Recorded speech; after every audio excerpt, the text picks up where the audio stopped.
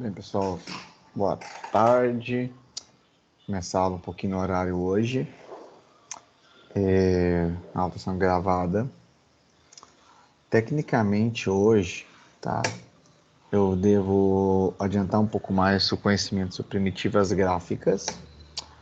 Daí, eu vou publicar esse material todo lá no SIGA, definir os tópicos, e a gente teria a nossa primeira prova teórica em algum momento depois do carnaval.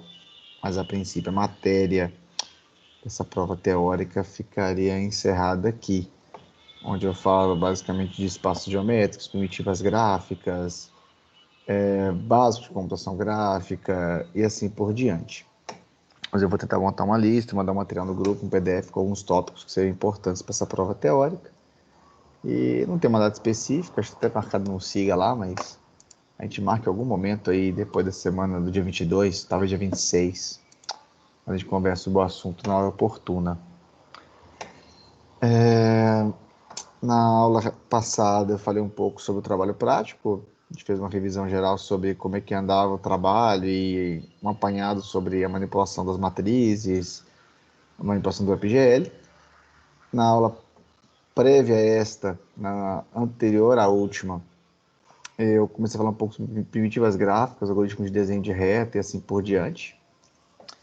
Eu vou continuar a falar desse assunto hoje, tá? Então no finalzinho eu falei um pouco sobre ponto. Então a ideia é que o ponto ele é um elemento da computação gráfica ligado geralmente à posição de um plano e uma cor, tá? Essa ideia de ponto, ela tende a ser a ideia de um pixel, mas um ponto dentro de uma computação gráfica não necessariamente remete a um pixel, porque a proposta do pixel é no dispositivo de saída. E a ideia de ponto acontece dentro da matriz gráfica, que é abstrata, dentro da placa gráfica, e não necessariamente nem tem um plano. É considerável que alguns desses pontos vão se converter em pixels, mas não necessariamente é uma relação 1 para 1. Então, a gente tem que manipular esses pontos, plotá-los e assim por diante. O que vocês vão ver comigo rapidamente, uma revisãozinha do último tópico da penúltima aula, onde eu falo sobre como é que eu vou fazer um desenho de uma reta num plano, por consequência um círculo e suas variantes. Eu já tive um conteúdo com vocês sobre desenho de uma reta, onde a proposta inicial que a gente teria mental seria desenhar uma reta através de uma equação da reta clássica, que é a raiz quadrada, se eu fazer a raiz quadrada, se eu aplicar lá a equação básica da reta ax mais b ao quadrado, eu vou ter o desenho de uma reta adequada. Entretanto, só como a gente trabalha aqui baseado na questão de amostragem, eu já comentei com vocês anteriormente que essa é uma operação um pouco mais cara e eu queria deixar cada vez mais rápida. No mundo ideal fantasioso, mas não fantasioso porque ele existe, mas o ideal que se buscava é que desenhar uma reta fosse feito com operações basicamente de somar e subtrair inteiros, para que eu possa economizar muito dentro do processamento da placa gráfica. E aí o primeiro algoritmo que se colocou à disposição é o algoritmo chamado de DDA, tá? É o Digital Difference Analyzer. Então a proposta do DDA é o quê? Eu calculo um valor diferencial, um valorzinho que eu vou somar a cada iteração. Então eu calculo uma única vez esse valor e cada vez que eu vou andando no X, eu somo esse DDA no X anterior e eu vou desenhando o próximo ponto da reta. Então eu faço uma única vez a diferença angular a diferença angular da reta, crio esse DDA, se é 1 e o singular é meio, primeiro eu vou desenhar 1 mais meio, meio eu vou desenhar, mais meio vai dar 2, eu não vou desenhar, e o próximo também não vou desenhar, porque eu vou somando esse diferencial a cada passo que eu vou dando. É um algoritmo bem trivial, tá? Basicamente consta em, dado um x e um y, eu sei quanto que eu vou somar no y a cada passo que eu dou no x. Então eu pego um x, se o x é 0 e o coeficiente angular é meio, o diferencial é meio, se eu tenho x1, é meio. Ah, legal. Meio eu vou desenhar. Correto, ponto 1. Se eu fizer 2 e somar mais meio, o anterior mais meio vai dar 1. Então eu vou desenhar porque deu arredondado. Se eu pegar o próximo 3, eu já sei que é 1,5. Então eu não preciso calcular a reta inteira. Eu só somo o diferencial para fazer o desenho. Esse algoritmo é bastante interessante, extremamente barato, tá? Nada mais é do que eu pegar um x e ficar somando cada vez incrementar o y de acordo com o x que vai andando. Eu não olho a reta como um todo, eu olho somente esse diferencial, tá? Ele tem um probleminha, que é que como a cada iteração eu vou somando tipicamente esse diferencial e eu tenho um arredondamento forçado a cada laço, que eu vou mostrar no momento superior, acaba que eu incluo uma margem de erro, um delta de erro a cada ciclo, fazendo com que em alguns momentos eu tenho retas descontinuadas, tá? Ele cria boas retas, consome muito ponto, muito tempo, porque cada rodada tem que arredondar o elemento, o último elemento, e o problema é que, como eu arredondo tudo, vai chegar um ponto que, assim, um ponto mais. Se eu tiver 0,9 na próxima rodada, eu vou arredondar para 1. E aí eu vou somar meio. Então, a cada final de iteração, eu vou arredondando a chamada. Isso faz com que um certo erro seja embutido. Por exemplo, suponha que fosse 0,33 o meu incremento. Na primeira rodada, eu tenho de 0 para 1,33. Aí eu arredondo, por exemplo, para 1,5. Ah, entendi. Então eu já joguei fora 0,22, porque eu arredondei para cima. Na segunda rodada, eu vou colocar mais 0,33, 0,88. 0,5 mais 0,50 mais 88. 0,33, 88. Eu vou perder mais 1,3, porque eu somei no 2,2 anteriormente. Então isso faz com que vários erros vão sendo somados até um ponto que esse erro vai dar um gap, um espaço no salto. A gente vai ver isso visualmente no exemplo que eu vou ter na sequência, tá? Então, a grande desvantagem é que, primeiro, eu faço muito arredondamento a cada passo. A outra desvantagem é que eu não tenho uma fração do pixel, ou seja, se eu tiver meio pixel desenho, eu não desenho, eu tenho que escolher. E tem um comportamento muito, muito ruim quando eu tenho 0,90 graus, que é a reta vertical e horizontal. O DDA tem um desempenho muito ruim. A gente tem que fazer uma versão alternativa mais simples, né? Se for 90 eu desenho todo mundo reto. Se eu ficar fazendo incremento, o desempenho dele não é nada, nada agradável. Então, esse DDA era um algoritmo mais simples e o grande defeito dele realmente era embutir essa margem de erro a cada salto. Para isso, foi corrigido a ideia do DDA com a ideia de Bresham. Então, Bresham ele usa o mesmo princípio básico do DDA, só que em vez de fazer o arredondamento, ele usa o conceito de ponto médio. Então, o DDA que ele faz o quê? Se deu 0,3, eu arredondo para baixo ou para cima. Eu que escolho, arredondo e já era. No caso do Bresham, não, eu não vou arredondar. Eu vou pensar num caso médio para eu entender se eu devo escolher pintar o pixel de cima ou o pixel de baixo, tá? Então, Bresham, também chamado de algoritmo do ponto médio, baseado no argumento de um procedimento de reta, ao ser plotado, deve ser sempre contínuo. Então, Bresham sempre dá uma reta contínua, tá? A única coisa que eu vou escolher é se eu vou desenhar o pixel de cima ou o pixel de baixo. Então, sempre eu vou analisar o coeficiente angular se ele é menor ou maior que 1, mas o Bresham sempre desenha a reta no sentido de crescente. Então, se o algoritmo for menor do que 1, eu tenho que inverter as casas para ele funcionar, tá? Então, se a reta for decrescente, eu inverto o coeficiente e ploto ela no sentido, depois eu desenho ela ao contrário, porque assim é mais barato. Então, o algoritmo de Bresham responde essa questão calculando o valor P para cada pixel, um valor diferencial do ponto da reta, e passando o pixel para o ponto seguinte, até alcançar o último pixel da reta. Nesse desenho, nós vamos fazer o seguinte: eu queria desenhar uma reta que começa aqui no x1, xy1, vai até o x2, y2, tá? O declive dela, que é o coeficiente angular praticamente, é entre 0 e 1, ou seja, a reta está no primeiro octante. Então, a gente quer desenhar uma reta sempre nesse octante do quadrado, tá? Do plano, para facilitar os cálculos. A ideia de Bresham basicamente é o seguinte: eu tenho a mesma proposta de coeficiente angular para a reta de primeiro octante. Quando eu definir um ponto e esse ponto calculado ele for acima do ponto médio, eu vou desenhar o ponto de cima. Se essa reta passasse aqui abaixo do ponto médio M, eu pintaria esse ponto E abaixo, tá? Então eu vou somar x1 mais menos 1. Se for menor, eu passo em cima. Se for maior, eu passo embaixo. Tipicamente, para fazer um teste prático, que eu vou mostrar para vocês, ele vai calcular o ponto médio, é calcular basicamente qual que é esse coeficiente M, qual é o ponto M que eu cruzo. Depois eu tenho uma suposta operação mais cara, que é calcular esse diferencial, que nada mais é do que o coeficiente angular dy sobre dx, tá? Então, realmente, nesse ponto, eu tenho um cálculo um pouco mais elaborado, que não é soma e subtração. Eu tenho uma divisão. Então, dy vezes x, dxy, eu vou ter, nesse caso, alguns pontos interessantes.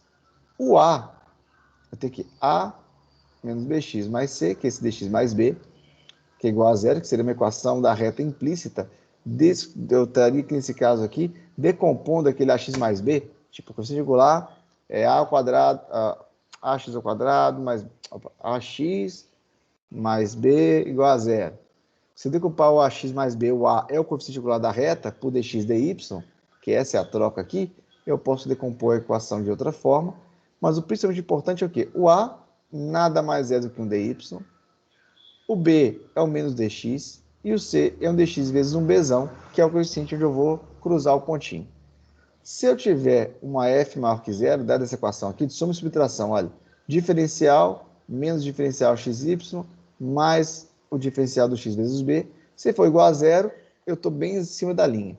Se estiver maior que zero, eu estou acima da linha, menor que zero, eu estou abaixo da linha. Só que o grande problema é que, como eu tenho uma margem de erro e o meu arredondamento tem 0,5, então, por exemplo, se meu plano cartesiano é 1 e 2, eu tenho x1, y2, ó, y1 e y2, dois pontos inteiros, né? Se eu quisesse pintar meio, eu não conseguiria escolher, eu teria que fazer ponto flutuante para escolher se o desenho embaixo ou em cima. A resposta dá 1,5, tá, 1,5 eu vou arredondar para 2, e eu vou desenhar. Deu 1,2, então eu vou arredondar para 0. Para não fazer a questão de arredondamento, o que o Breslin define? Cara, multiplica tudo por 2, todos os lados da equação. Porque aí aquele meio já vai ficar maior que zero. Ou seja, se eu tiver 1,6 vezes 2, esse 0,6 vai dar 1,2, eu vou direto para o próximo quadrante. Então, eu não vou arredondar, eu vou descartar a parte ponto flutuante do número. Então, nesse ponto aqui, para simplificar a equação do ponto médio, que ela é menos p, 2y menos dx, eu não quero fazer arredondamento, então eu vou multiplicar ambos os lados, tudo por 2, somar esse pzinho aqui dentro, se um p foi maior que zero, o ponto será x1 mais y1, e eu vou recalcular com esse ponto. Ou seja, se eu tiver no mesmo elemento que eu estou no ponto, eu vou somando o incremento até passar do próximo limite. Se eu passei do limite e desenhei o ponto de cima, ao mudei de y, eu mudo a fórmula para dobrar os valores e tirar o arredondamento. Tá? Essa forma de calcular, quer ver? Deixa eu fazer até um exemplo de mais prático, para vocês ficarem um pouco mais diretos, tá? Antes eu vou voltar aqui e explicar o algoritmo de ponta a ponta. Aliás, vou mostrar o algoritmo primeiro, depois eu mostro os cálculos, se quiser eu volto para explicar direitinho. Eu tenho um x1 e um x2. Então, eu vou calcular um dx, um dy, que é o x2 menos x1, y2 e y1. É os ranges, né? O tanto que eu vou ter y e dx. Eu vou ter que calcular as variáveis, que é o dobro de dy e o dobro de dx, que é uma variável fácil de calcular. O 2dy faz parte da fórmula, é só multiplicar aqui 1 por 2, aqui eu fiz soma, aqui eu fiz subtração, aqui eu fiz multiplicação.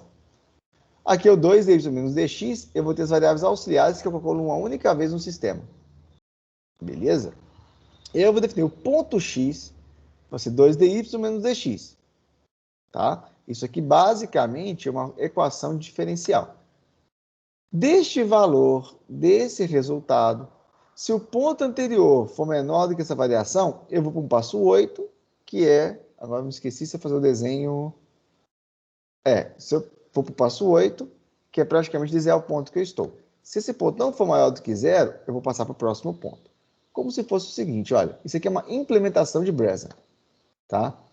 Eu recebo um x1, y1, y2, x2, eu pego xy, eu declaro as variáveis auxiliares, vou calcular o dx e o dy, que são as variações, igual a equação da reta.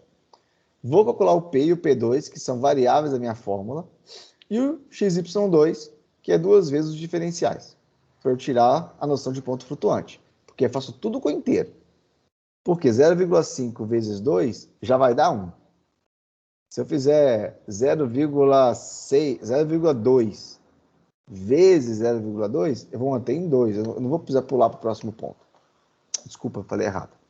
0,2 mais 0,2 é 0,4. Eu ainda vou cair no quadrante de baixo. Se eu fizer 0,3 e 0,3, aí mais 0,3, né, que é mais, eu vou ter 0,6, que ainda é o quadrante de baixo. Se eu tenho 0,6 mais 0,6 é 1,2. Então eu caio para o ponto de cima. Baseado nessa conta x1 e x2 sendo calculados, se o x1 for maior que o x2, ou seja, eu vou manter a chamada, eu vou falar que o próximo ponto a ser desenhado vai ser esse aqui. Caso contrário, eu mudo o valor da fórmula para multiplicação. Seja qual for o resultado, eu pego o x e o y e mando plotar aquele valor. Na prática, é mais ou menos assim. Como é que eu vou simular dados de DDA e Bresnan para esses pontos A e B aqui? Eu vou fazer o seguinte, eu vou, em vez de pegar esse elemento, eu vou pegar uma calculadora online para facilitar a nossa vida aqui. Tem sites bastante interessantes que trabalham com isso.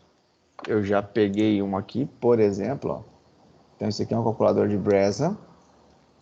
Nesse caso aqui eu não vou marcar um ponto, tá? Então, se eu marcar esses dois pontos aqui, ó, esse é o efeito de desenhar a Bresnan direto. Eu crio o ponto x1, x2, tá? Eu crio o ponto x1 e x2. Opa, pera aqui. Saco.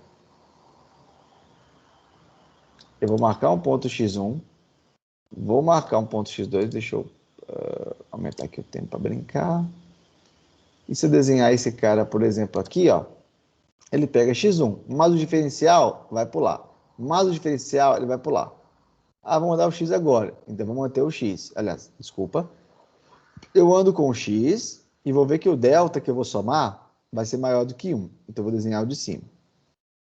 Eu somo esse delta de novo para ver se dá maior do que 1. Não deu. Então, eu continuo desenhando. Eu somo esse delta de novo. Ah, estourou. Então, eu pulo para o x e desenho para o próximo y.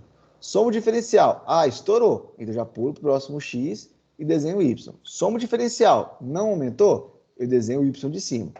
Somo o diferencial. E aí, eu vou fazendo os saltos de 1 para 1. Na verdade, o que eu expliquei aqui agora não ficou muito adequado, porque, embora isso que eu falei seja verdadeiro, o algoritmo é melhor explicado quando eu faço no primeiro octante. Então, nesse caso aqui é mais fácil, ó. Eu estou no x. Deixa eu fazer até uma brincadeira. Nesse caso aqui, ó, eu tenho uma reta. Então, o coeficiente angular dessa reta é 0. Tá? Então, eu vou ter o quê? Tudo ponto x. X mais 0 é 0, é menor ou igual a 0, então eu vou manter o x. Mais 0, eu vou mantendo cada um dos pontos, porque eu vou somando 0 ao valor de y, eu vou cada vez mantendo, por isso que eu não tenho um aumento. Se eu falar outro caso extremo, que é a reta vertical, o coeficiente é 1. Então, se eu estou no x, tá? Aliás, desculpa, aqui eu voltei para o octante. Na verdade, eu teria que inverter o plano xy. O algoritmo trabalha no primeiro octante. Se eu quiser desenhar daqui para esse octante, eu teria que inverter x e y para verificar. Então, todos os cálculos que eu vou mostrar vão ser no primeiro octante.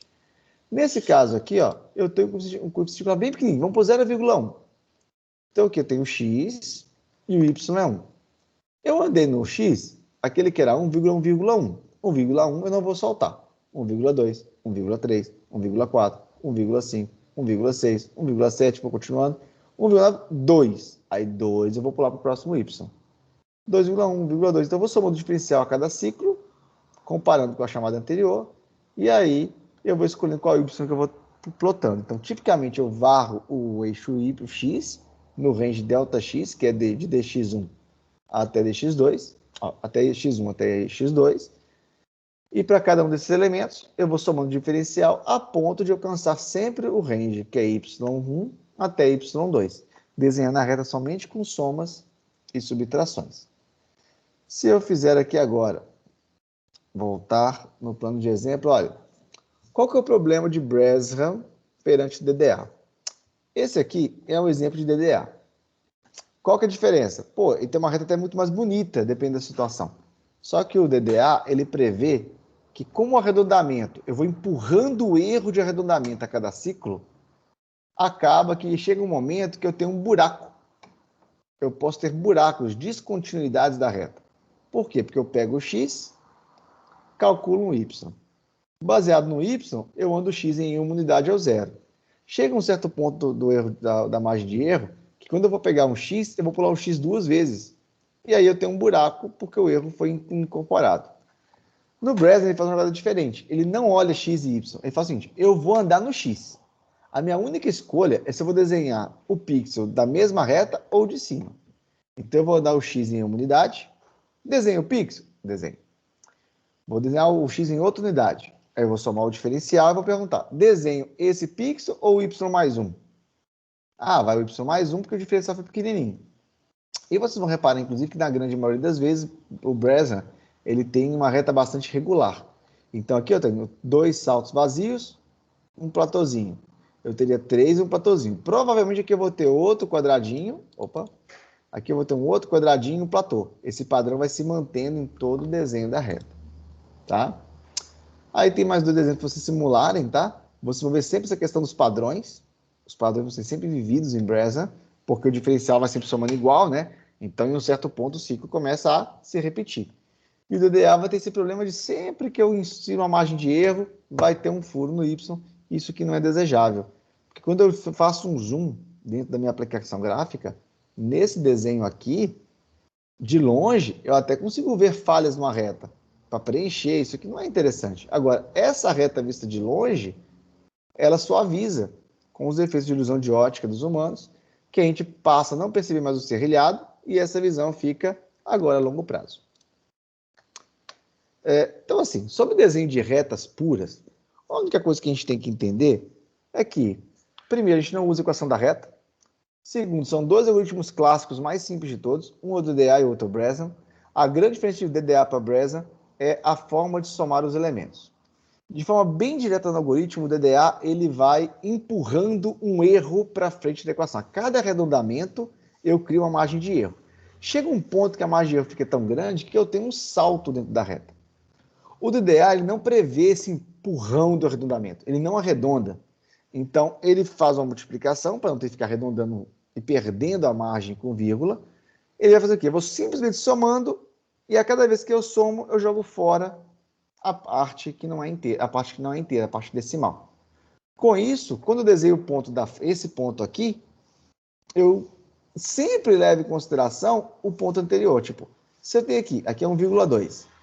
Eu apliquei o próximo DA, aqui vai ficar 1,3, né? Aqui é 1,5, 1,4, beleza, 4. Aqui é 1,4, desenhei esse ponto. Se eu somar mais 0,4, eu não vou pular para o próximo y, porque é menor do que 0. Então, eu mantenho aqui dentro. Agora, mais 0,4 vai dar 0,2. Eu vou girar o conteúdo da unidade e vou subir. Então, eu vou aumentar para esse ponto de cá. Tá? Então, a proposta é que a cada ciclo, baseado no diferencial, eu comparo com o anterior e dou o próximo salto.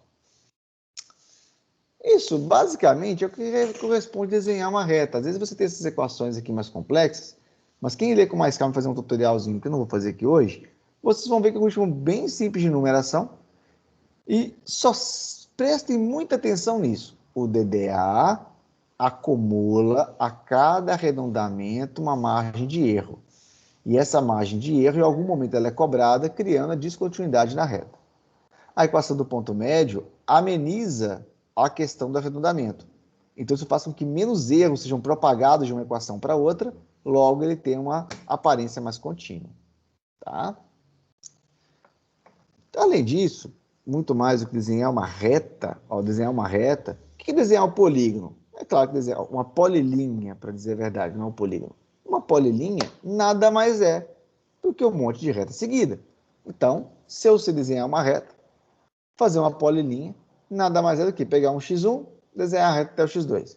Esse x2 vira a origem, eu pego um x3. E aí eu faço inúmeros segmentos. Então, polilinhas são linhas retas, que são base de uma grande variedade de figuras compostas por segmentos de reta. A maioria desses objetos pode ser desenhada por algoritmos simples, que é o próprio de traçamento de reta, e as sequências de várias retas sequenciais são chamadas de polilinha. Tá? Então, essas polilinhas, em especial, quando elas fecham um ciclo, elas são chamadas de polígonos, o que é muito intuitivo. Se tiver várias polilinhas soltas no espaço, elas permanecem como sendo polilinhas. A partir do momento que eu fecho um ciclo, onde uma determinada polilinha, todas as polilinhas, todos os vértices de polilinha são origem e destino, a partir daí eu tenho a questão de um polígono. E a ideia clássica é que um polígono só pode ser criado a partir de pelo menos três retas, tá? Não existe polígono de duas retas. Então, a questão do polígono nada mais é do que várias polilinhas sequenciais. Tem, acho que é bastante intuitivo. O algoritmo que desenha uma polilinha deve desenhar um segmento de reta, ligando o primeiro para o segundo ponto, alternando os pontos e na próxima linha. Então, desenhar linha, polilinha e polígono é o mesmo algoritmo. É o mesmo desenho de uma reta. Claro que eu não estou falando aqui do preenchimento do polígono, tá? Que é um momento que vai ser discutido no momento posterior. Círculos e elipses são um fator um pouco diferente, mas leva para a mesma linha de raciocínio, tá? Círculos nada mais é do que são...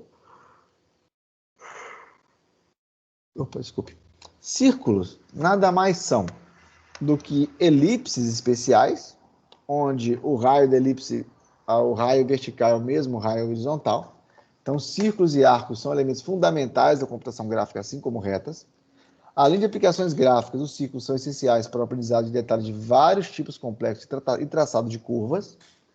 O traçado dos círculos ele é definido como um conjunto de pontos que estão a mesma distância um de outro, essa é a definição básica de um círculo. E é claro que eu tenho, por padrão, a equação do círculo.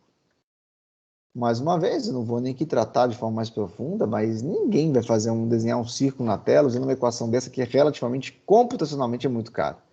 Eu tenho raiz quadrada, elemento ao quadrado, é muitas operações para definir um único ponto de um círculo. Eu quero fugir ao máximo dessa equação. Ela é cara computacionalmente para ser executada. Raiz quadrada, então, sempre que é possível, a gente se afasta o máximo desse tipo de abordagem, tá?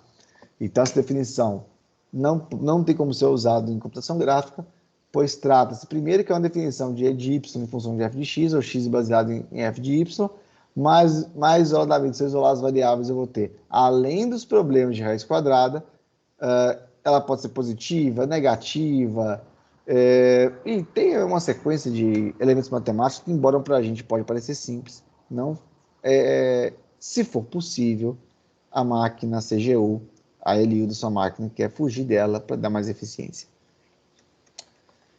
Daí, o traçado de ciclos eu não posso usar para desenhar ciclos.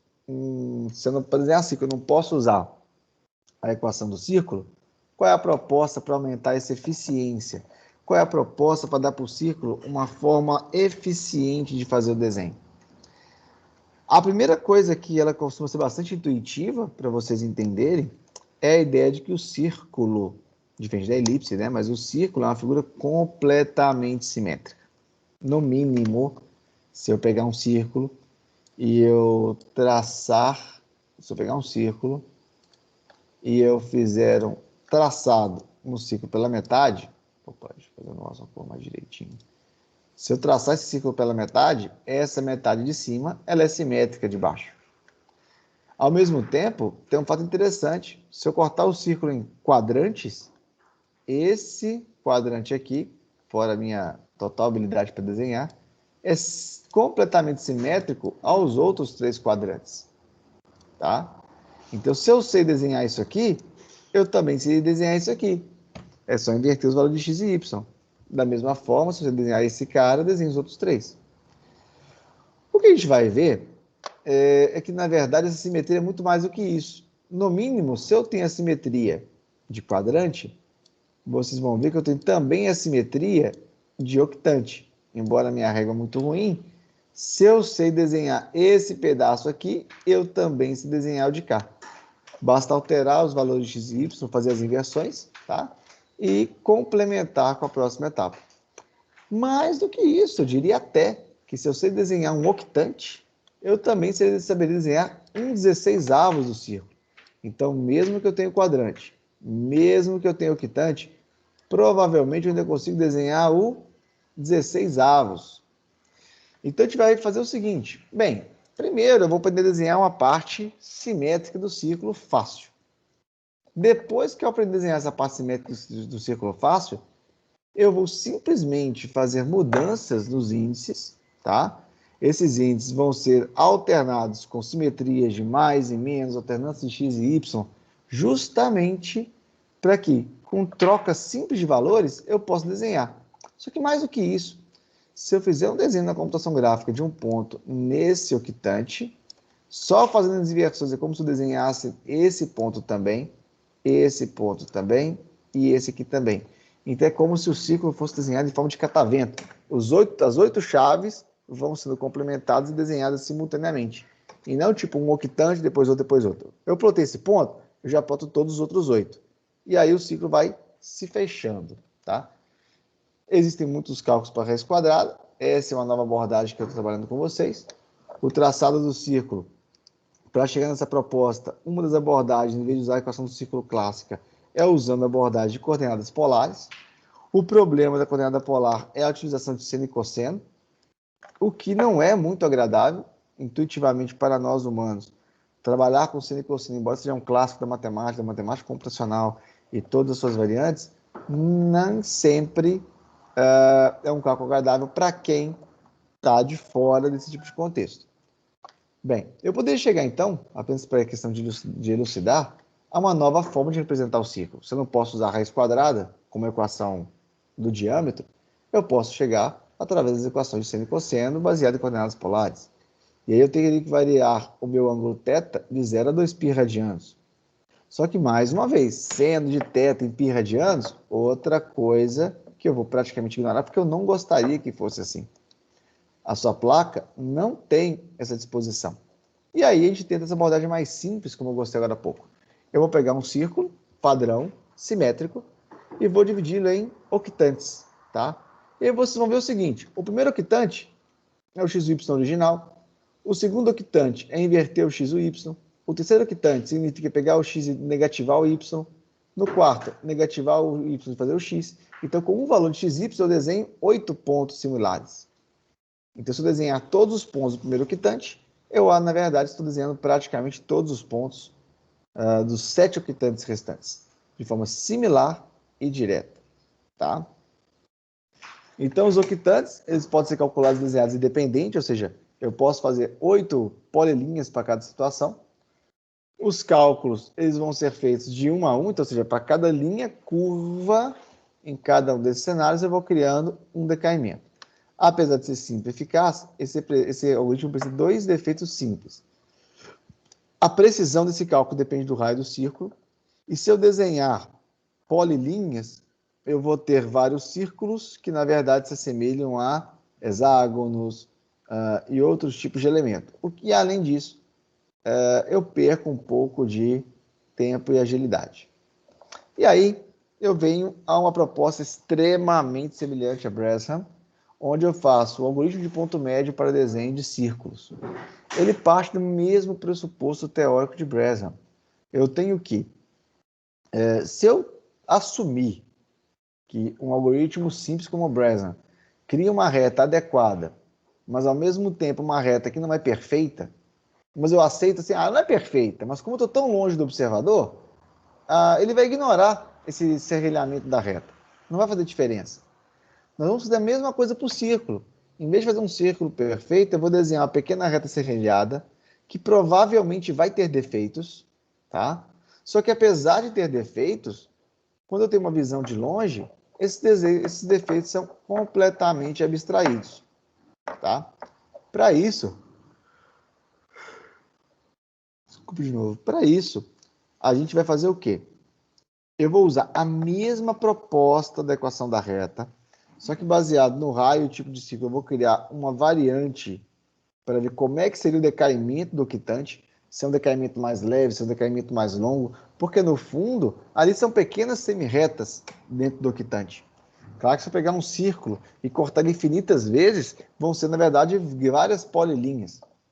Se aproxima muito que para você desenhar um círculo no WebGL clássico, padrão, você vai ter que fazer, na verdade, um enorme polígono de inúmeras pontas, ou infinitas pontas, tantas quantas forem necessárias, para você não ter o efeito serrilhado dele, tá? Inclusive, só para complementar, quem está fazendo ciclo no WebGL, para não fazer tantas polilinhas, às vezes eu consigo fazer um ciclo pequeno e tirar o zoom dele. Já é suficiente para dar o efeito visual de um círculo sem defeitos. Nesse algoritmo do ponto médio, eu vou eleger um ponto inicial, 0, que seria o raio, e vou plotar. E aí, para cada ponto que eu for plotar, eu vou criar uma variável auxiliar, que vai ser P como 5 quartos menos R, ou P menos 1 menos R, Ele é uma variável auxiliar para calcular esse incremento. E a cada passo que eu vou fazendo em x, eu vou incrementando essa variável. Se ela for negativa, eu vou calcular um ponto acima. Se ela for positiva, eu continuo plotando um por um a cada um dos octantes. Tá? E esses passos são repetidos enquanto o x for menor do que y, ou seja, enquanto eu estou no octante específico. Então, nesse cenário aqui, olha só, eu tenho, esse é meu círculo, e ele vai fazer a seguinte definição. Eu tenho a variável auxiliar, que é menos 9, nesse caso aqui, ó, um novo P. Loop 0, P menos 9, então eu estou chegando aqui, ó, então eu vou plotar o y 0 e 10. Na segunda iteração, eu vou continuar com o ponto sendo negativo. Então, eu continuo plotando no mesmo y. Mesmo y, mesmo y. Quando eu fizer a última soma da variável auxiliar, eu vou ter agora 6. Como eu tive um 6... desculpa, comecei pelo lado errado, né? Eu vou aqui no x, ó, x0, y0, que é o loop 0 até 7, é os loops aqui, tá? Então, do 0, eu vou ter um valor negativo, plotei o valor. Aliás, não, realmente eu estou novamente errado. Eu realmente vou plotar nesse octante e aqui eu vou só replicar. Quando eu ando com o x, eu vou decrementando. Até que nesse caso x é positivo. Quando eu tiver agora um valor positivo, eu vou negativar e trocar o y e andar nele até o momento que eu vou ter essa igualdade que o x ultrapassou o y, quer dizer que eu passei do octante. E aí, em vez de desenhar de novo, eu vou fazer o quê? Esse ponto repete para cá, esses dois repetem invertido e eu faço o desenho do outro octante. Então, essa tabela, ela ajuda a entender um pouquinho apenas o diferencial. Vocês não vão ter que saber numa prova calcular esse diferencial mais, porque é uma prova que vocês têm consulta, mas vai ser interessante para vocês entenderem minimamente como esse algoritmo funciona. Hoje eu estou apresentando ele inicialmente, e a proposta depois é fazer uma aula explicando passo a passo essa contagem, mas é fácil entender que basicamente é uma implementação. Inclusive a implementação disso é muito, muito simples. Como eu comentei, praticamente só operações com inteiros, somas e subtrações. Inclusive havia aqui, né, não é um trabalho para esse semestre, até 2020, ou 19, eu fazia uma sugestão que os alunos escrevessem uma função que desenha um círculo, tá? Recebe os inteiros, calcula os valores, colocam na saída dos valores o desenho do círculo, só que fica até interessante fazer o desenho, porque você vê o círculo sendo desenhado, e você vê como é simples o algoritmo. Mas não há nenhum tipo de dúvida que tem um embasamento matemático por trás. Usar ele é fácil. Pegar o embasamento matemático por trás é um outro problema que nós não discutimos aqui. Uma parte interessante é a eficiência dele. Se você ver o círculo de perto, você vai achar que é um círculo mal feito. Muitas vezes você vai pegar um círculo, vai olhar, esse foi o círculo que ela desenhou? Nossa, mas que treco ruim, porque tem muito salto, ele é irregular, e realmente seria. Mas quando eu tiro o zoom, eu subo o zoom da minha instância, automaticamente eu consigo enxergar ele de uma outra maneira, tá? De uma maneira mais abrangente, eu perco os detalhes, aí se foi um passo, um degradê um pouco piorzinho, melhor, a sua mente vai praticamente ignorar. Então, esse que é a premissa. Eu tiro precisão, eu tiro elementos de possíveis erros. Muitas vezes o ciclo não é agradável visualmente quando é feito um zoom. Só que se eu vou mudar um pouco o desenho do ciclo sobre uma escolha de um pixel, não, um pouco vai mudar na interface dele. Desculpa, falei mentira.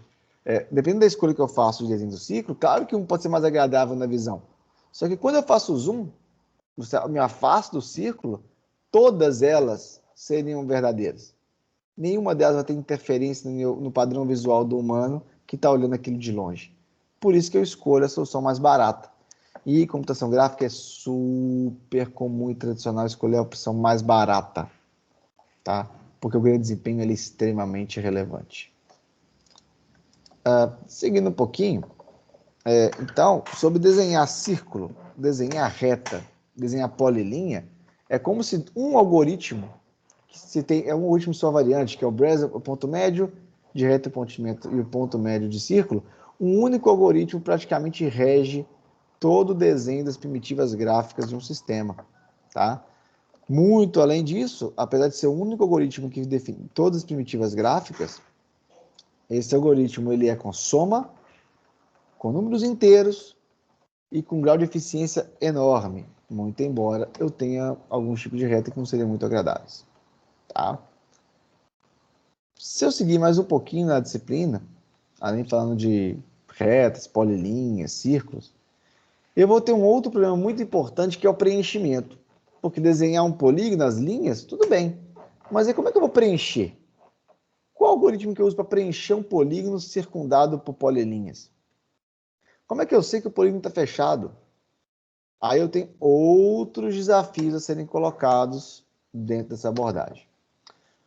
O preenchimento de área é o resultado de qualquer atividade gráfica. Olha, vamos lá, o preenchimento de áreas.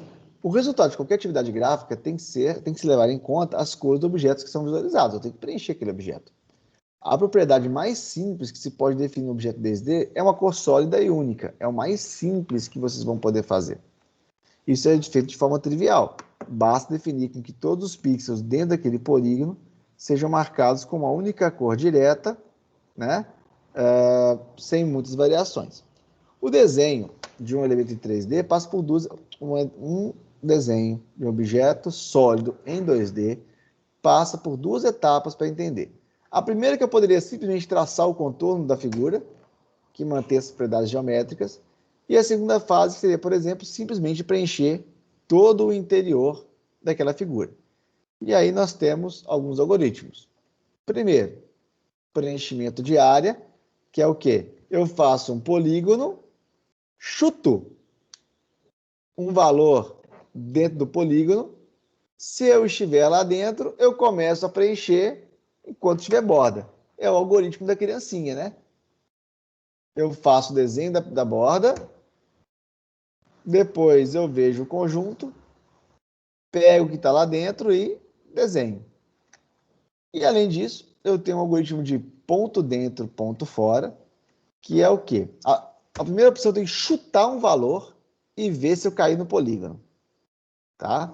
Então eu chuto literalmente um valor. Tá dentro? Não, então não faço nada.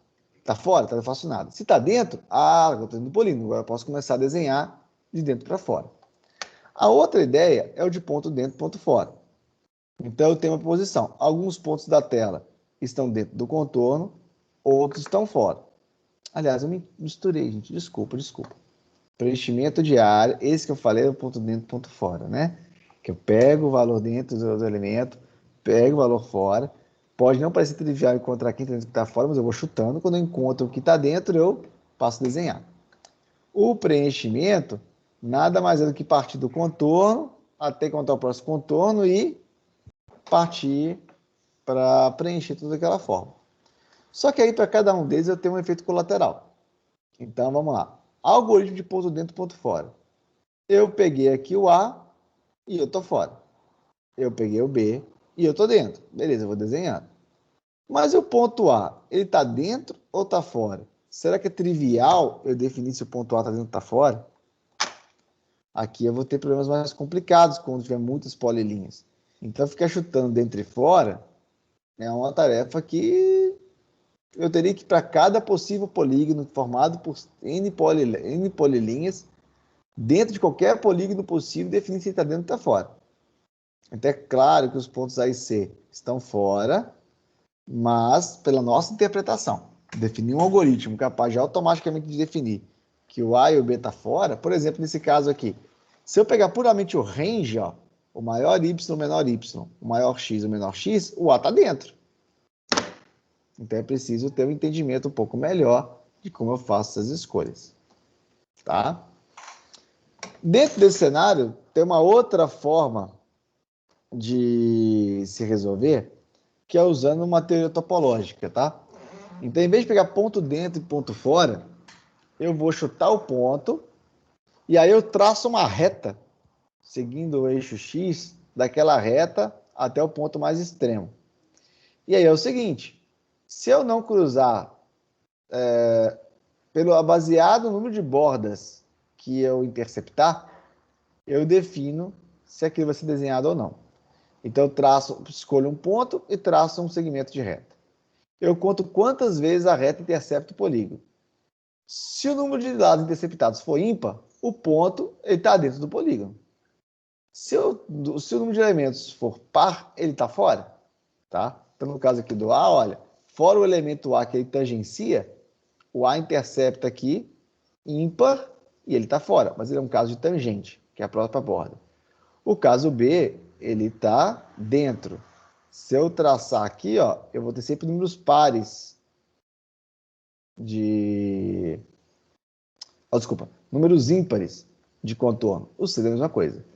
O B, se eu traçar, olha, ele passou uma, passou duas. Então, ele é par, então ele está fora do polígono, da mesma forma o A. Então, eu teria que fazer, para dado um ponto, uma reta que, na verdade, cruza esses pontos, calcular a intersecção paralela com todas as polilinhas de um polígono e ver quantas polilinhas são interceptadas. Se forem duas, eu já sei que o ponto está lá fora. Claro que se assumindo que o polígono está todo na área disponível, que você não tem um polígono que encerra pela metade da folha, que está na borda. Aqui o polígono está todo contido na área da imagem. Então eu pego um A, traço uma reta fictícia do A, calculo a intersecção entre essa reta fictícia e cada uma das polilinhas. Se for par, ele está fora. Se for ímpar, ele está dentro. Ou tangenciando, né? Então, essa aí é uma proposta para ordenar. O outro é o algoritmo de inundação, né? Comumente usado em grafos, em uma série de quantidade de situações de inundação, tá? É algo de preenchimento recursivo. Então, nada mais é do que eu tenho um ponto, eu pego ele. Desse ponto, eu faço recursivamente preencher o ABCD, por exemplo, o ABCDE, tipo na cruz ou no octante. Então, dado um ponto, se ele está dentro, a parte desse ponto dentro começa a preencher os vizinhos desse ponto, até alcançar a borda. Ele é recursivo, o que às vezes é um problema, do ponto de vista de gerência da pilha, e ele tem um outro problema que geralmente eu tenho perda de cálculo, né? Porque desenhei o A, aí eu mando desenhar o B. Mas desenhar o B inclui testar o A de novo. E aí, ainda por cima, quando eu calculo o A, eu calculei o C. Já sei o C está calculado. E aí eu tenho aqui um D. D não, né? Só um X. Quando eu calcular o B, ele vai pensar no X. Quando eu vier para o X, eu vou de novo calcular o C. Então eu tenho uma ineficiência, porque muitas vezes os vizinhos são calculados mais de uma vez em sua versão mais simples desse algoritmo. Embora há várias formas de aumentar essa efetividade. Então a ideia básica é o quê? Eu pego um vizinho, vejo se ele está dentro ou se ele está fora. Uma vez que ele está dentro, eu vou testar os pontos B, C, D, E, que são os vizinhos dele. Uma vez que eles estão dentro, eu pinto o ponto e eu checo os vizinhos de B, C, D, E. E aí eu vou inundando o polígono de dentro para fora, sem ficar chutando aleatoriamente, até descobrir aonde fica a borda do polígono. Tá? Ele é um algoritmo recursivo, como já comentei. Ele faz isso de uma forma relativamente simples, pois uma vez que é pintar o polígono por dentro, basta ficar ligando cada pixelzinho seu vizinho, até que eu possa verificar que o algoritmo a figura foi toda pintada. E é, inclusive, um algoritmo muito interessante para alguns casos. Tá? Nesse contexto, eu encerrei os 50 minutos, que eu já tenho estourado, nas últimas eu tenho estourado 50 minutos. Os 50 minutos de uma aula teórica, eu não vou nem dar a próxima etapa, não. Onde eu tenho, basicamente, mínimo de primitivas gráficas, mínimo de noções de impressão de polígonos, tá? É o mínimo que se tem disponível para vocês darem uma olhada. Os próximos tópicos que eu vou considerar como sendo da próxima prova, eu vou falar basicamente de algoritmos mais avançados de visibilidade, iluminação e outras coisas. Com isso aqui eu encerro mais ou menos um módulo que seria um módulo de primitivas gráficas. Então eu falei praticamente, eu não falei, não é uma explicação profunda, né?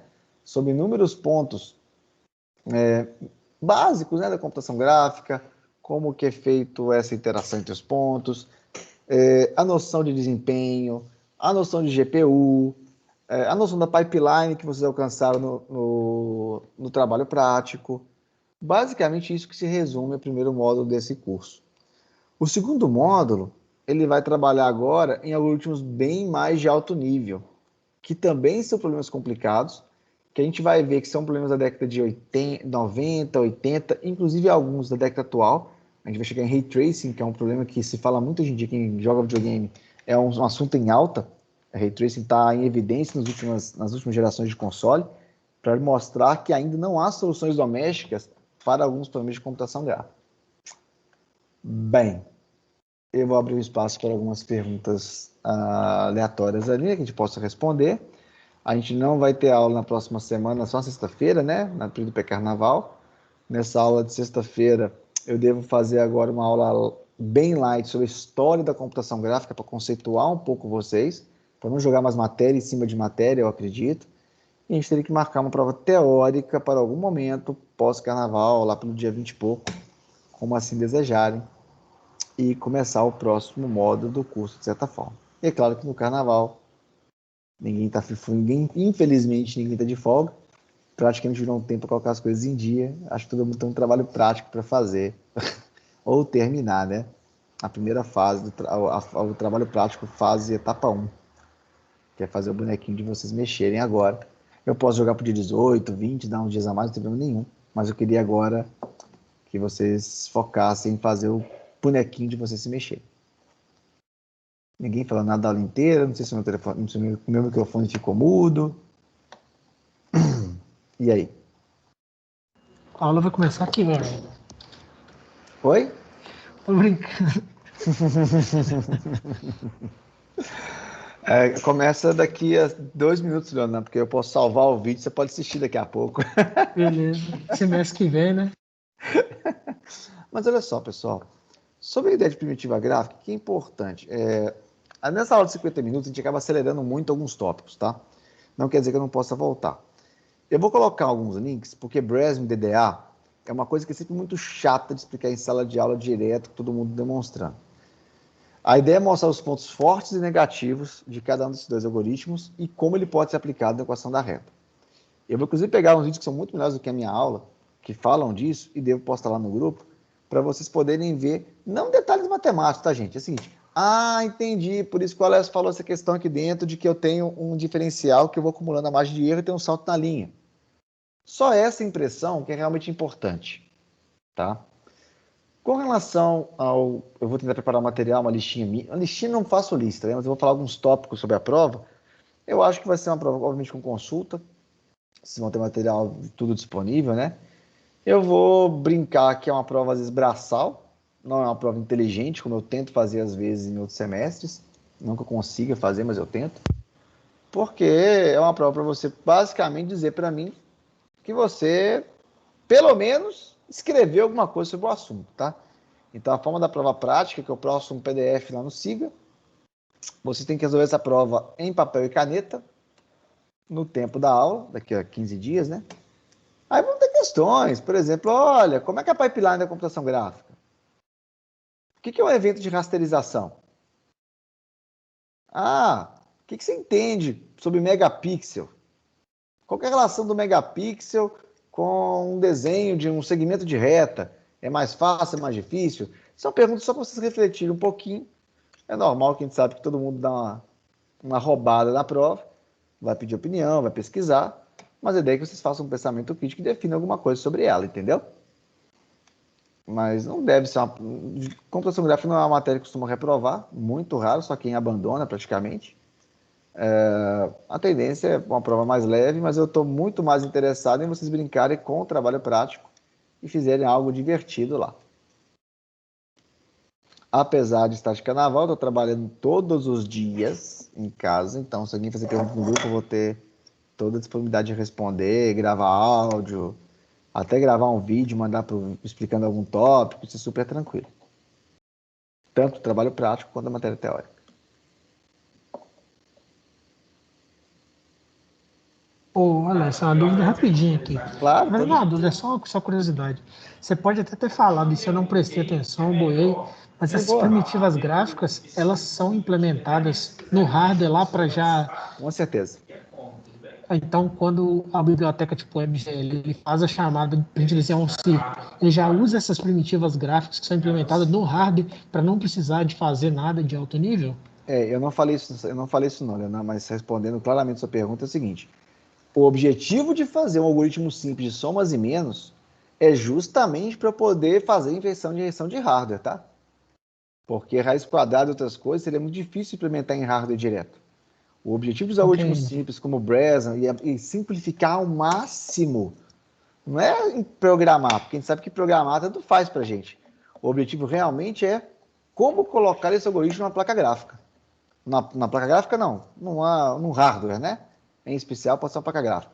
Então, o desenho de primitiva gráfica, por exemplo, pelo menos claro que eu não sou capaz de afirmar, porque eu não sou dono da placa gráfica, né? Mas é 100% esperado, é 99,9999, infinitos 9% esperado, que tudo isso é implementado diretamente dentro do hardware. Vale lembrar para complementar que é o seguinte: você tem vários mundos na computação gráfica, que inclusive é um dos primeiros conteúdos que eu falei com vocês. Eu desenho os vértices, quando você joga no frame buffer. Esses vértices são desenhados lá na placa gráfica. E lá na placa gráfica, tipo no mundo virtual, no mundo de modelagem, essa reta nem é traçada, tá, Leandro? Provavelmente. Tem só os vértices, ele sabe que tem um aramado, mas ele trabalha tudo em tempo de modelagem. Então, cálculo de intersecção, tudo é feito em tempo de modelo, só os vértices são importantes. Esse cálculo de modelagem é quando eu desenhei uma cena, fiz o frame buffer, fiz o fragment shader, acertei todos os shaders. Quando eu vou plotar no frame buffer, é que eu aplico essas ferramentas. É um pouco abstrato, mas antes disso, tudo. Caiu o áudio, Elias. Caiu o áudio.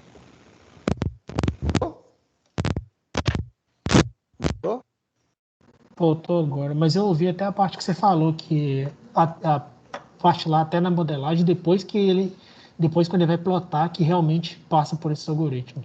Isso, acho que até minha tela caiu aqui também. Vocês estão vendo? Deixa eu encerrar aqui, não tem problema não.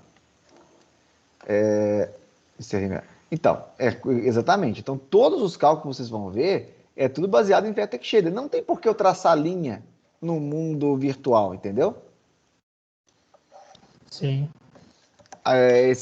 Essa rasterização, que é esse efeito de fazer os desenhos, isso acontece na última etapa. É só de plotar. Então, tudo que for feito dentro da placa gráfica vai ser em função de tudo vai ser em função matemática dos vértices, calculados com equações teóricas e assim. Entendi. Ô Alex, essa parte de colorir também é no hardware ou é mais software mesmo? Que pelo que você mostrou hoje, tem uns dois jeitos diferentes de colorir um polígono.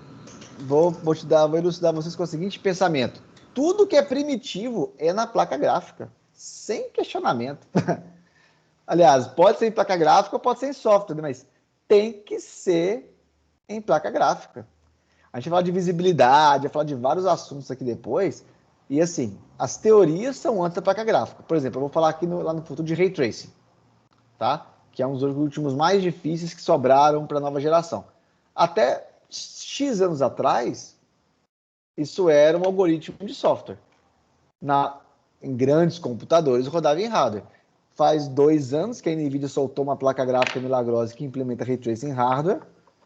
E só o Xbox Series X, esses novos, o PS5 lançado, é que realmente tem implementação em hardware. Então, mesmo hoje em dia, todos os últimos clássicos que eu vou explicar são implementados em hardware. É óbvio que alguns deles não ainda têm uma implementação direta no hardware. Se não tiver, estão em aguardo. Entendido? Entendido? Entendi.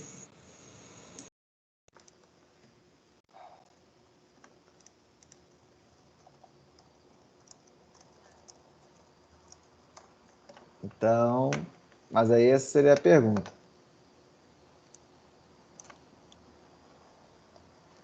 Tranquilo?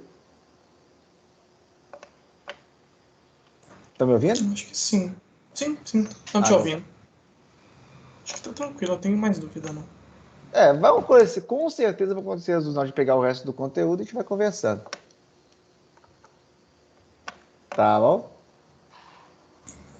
Tranquilo. Tranquilo, então. Valeu. Falou. Até mais. Até mais, Alessio. Falou, até mais.